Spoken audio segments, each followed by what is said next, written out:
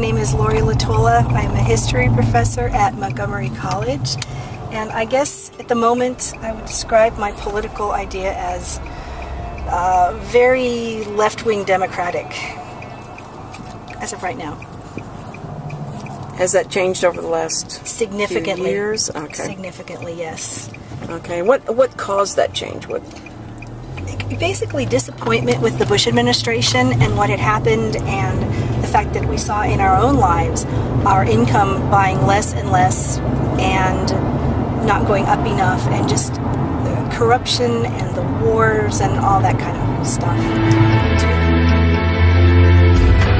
I don't go into a classroom, and saying I want you guys to vote Republican, and I'll give you bonus points for doing so. No, that's ridiculous. That's indoctrination. That's not education. I always tell my students, and I feel 100% strong about this, that to enjoy the privilege and our privileges and immunities, but the privilege of voting. I didn't know what exactly I was. Growing up, even though we didn't really discuss it, it was Republican Party, because that was the Christian party, I guess, that they said that was the main focus. But I didn't know why I was Republican, so I actually went online and did a survey to find out that I was in the conservative class as opposed to more liberal or any other. It was more conservative. So I had to go online to find out exactly who I was. I've been a Republican conservative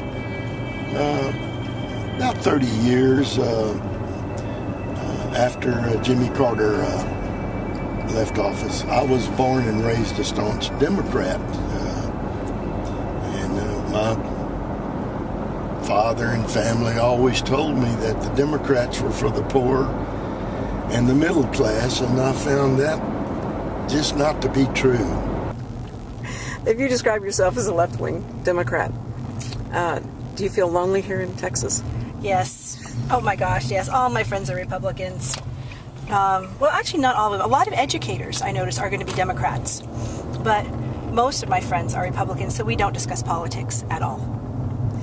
It doesn't come up. Do you feel like the more educated someone is, that they would become a Democrat? Not necessarily, but I feel that because Republicanism can work, but I think people that are more in tune with people's needs, whether in whatever service community, whether you're serving as a teacher, whether you're serving as a social worker, as a counselor, people who see the day-to-day life of real people and some of the suffering they're going through. Because I've had students who have been very, very sick and they didn't have any health care, and they weren't able to get treated. I mean, it was just horrible. And so when you're experiencing that down in the trenches, I think you're going to have a different view than people who are living in their marble palaces. And they've tried to demonize the Tea Party, and all the Tea Party is a bunch of good folks, older folks,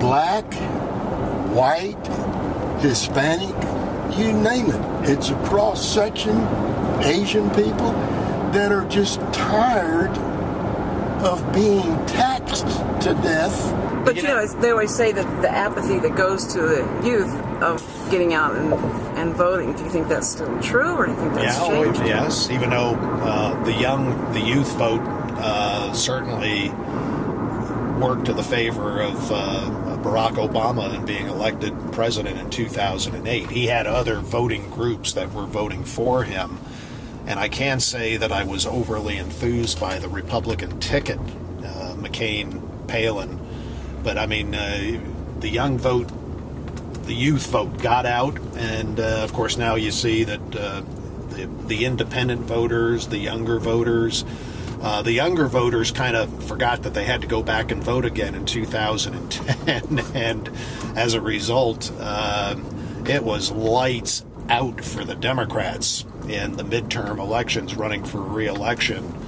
and the Republicans regain control of the House. And I think in 2012, it's pretty much an inevitability that the Republicans are going to regain the Senate.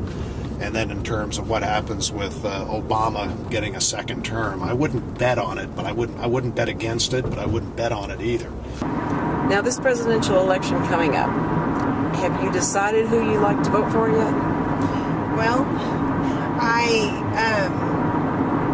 I'm interested in Mitt Romney and Rick Perry, on both of them. Even though they're so opposed to each other and how they bicker and go back and forth, I feel like they would be great on the same ticket together. Because if they're fighting like that among each other, imagine what they could do for our country. So I think that would be a good pairing. I'm going to play a word association game with you. Okay. John Boehner.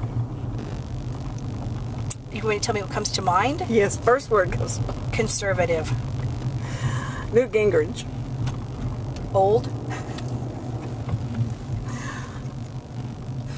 Joe Biden. Obama's vice president. Vice president. It's 3 words. Sorry. Rick Perry. Antichrist.